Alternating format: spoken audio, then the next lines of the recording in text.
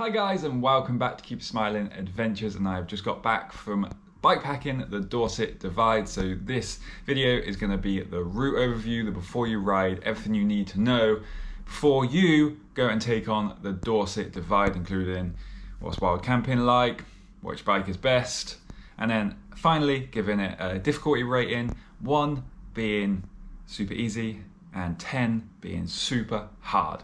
And also an overall rating, my final overall rating, again, 1 being don't bother and a 10 being get out there and do it now because it is the best thing since sliced bread. Sliced bread even good? So this is the route overview video for the longest bike packing route in Dorset. Just because it's long, does that mean it's great? Let's find out.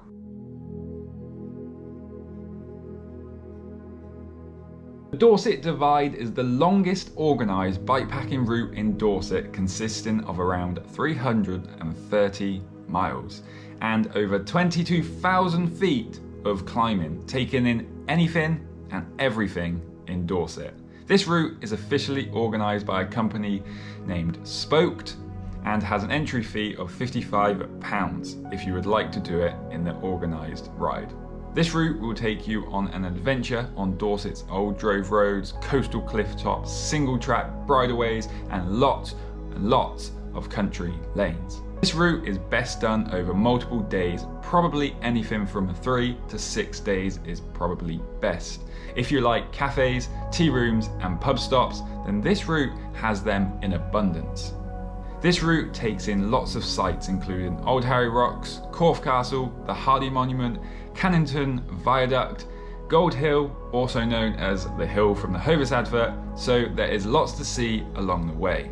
With 330 miles and over 22,000 feet of climbing, this ride will definitely give you a chance to feel it in your legs.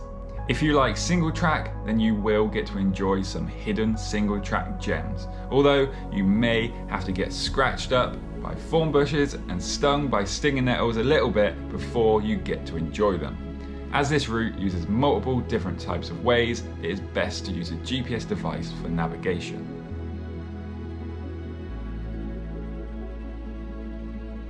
If you like long old bikepacking slogs with lots of scenic views and beautiful architecture? Yes? How about tea rooms, cafes and pubs? You do, you say? Then you might well like this route. This route literally covers every square inch of Dorset, making sure you have seen it all. Even the long, dull, high hedge country lanes. Hey, I said it had everything, right? This ride is quite a long ride at 330 miles or 530 kilometers, so you will need to be someone who likes long rides and is fit enough to handle lots of steep elevation. You will want to have a good level of bike handling skill, as a lot of the off-road sections of this route can be a bit tricky to ride, with some rough sections and lots of steep up and down.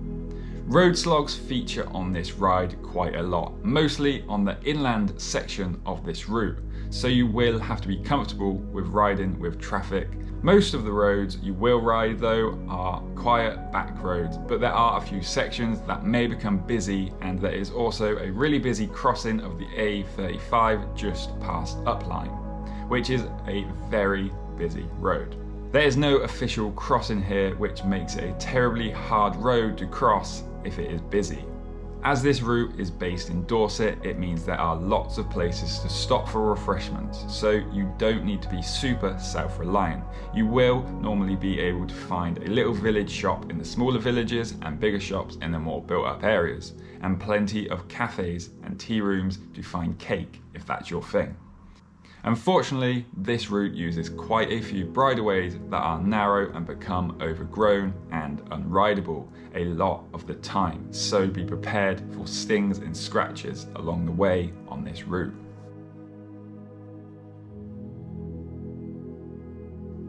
I'm really torn on which bike is best for the Dorset Divide route, as when I was off-road I was grateful to have the big tired mountain bike. But with the sheer amount of long road slogs along this route, I quite often found myself wishing I had the gravel bike. But then hitting some steep, rough stuff again, and yet again being grateful for the extra rubber.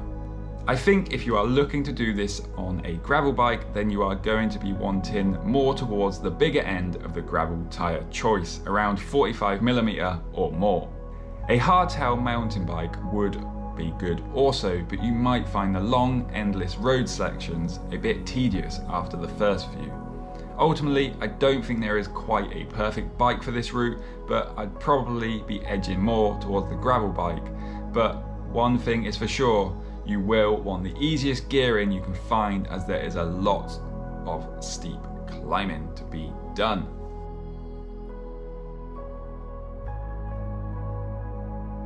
Being England, the wild camping along this route is technically not allowed, but there are lots of great out of the way quiet places to set up for the night. I didn't have a bad spot on this trip and had no shortage of the amount of places I could have set up, so finding places was no problem. There are also plenty of official campsites along this route and also B&Bs, but bear in mind Dorset is quite a popular place for people going on holiday, so you might need to pre-book as early as possible during the busy months.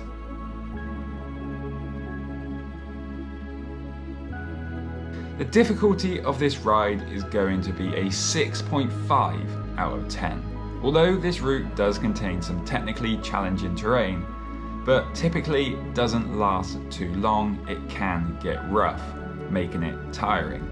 However, quite a lot of the off-road sections can just turn into hiker bike as they become overgrown with thorn bushes and stinging nettles, or are just too steep. But what makes this route a little bit more harder than the other routes in Dorset is the length and elevation. Being the longest is always going to start adding some difficulty to your adventure. There are plenty of steep climbs along this route on and off-road, which at times can feel relentless, especially along the coastline sections of this route. The saving grace for this ride is that there are plenty of places to stop to recover after spending hours feeling like you are not really getting anywhere.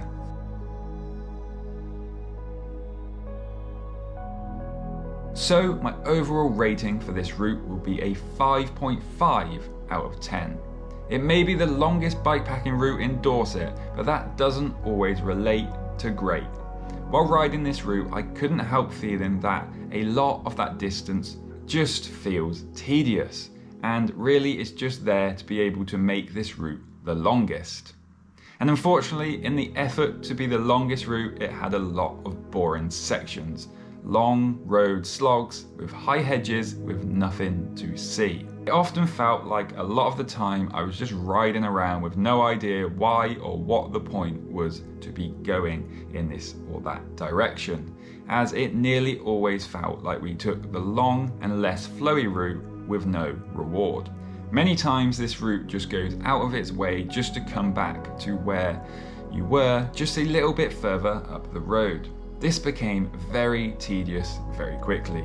This is mostly from around Uplyme to Shaftesbury, where it really just feels long and boring. That is about 100 miles of this route with little to no substance, in my opinion. This route does do a nice job of finding some fun single track that brings some excitement to the adventure, and it was also really nice that this route included Weymouth and the Isle of Portland, which brings something different to the table in compared to the other Dorset bikepacking routes. I think this route could be worked on to be a bit more fun if it just didn't beat around the bush to get to the fun stuff. So guys, there we have it, the before you ride the Dorset Divide, the longest bikepacking route you can do in Dorset, or at least currently right now. Yeah, definitely some boring sections, definitely some tedious sections, but overall a good adventure, lots and lots of fun single track, definitely some hidden gems in that respect, lots of beautiful views, just lots of grueling as well. So if you enjoyed this video, give it a thumbs up, consider subscribing if you are not already, and until next time, keep smiling, enjoy the adventure.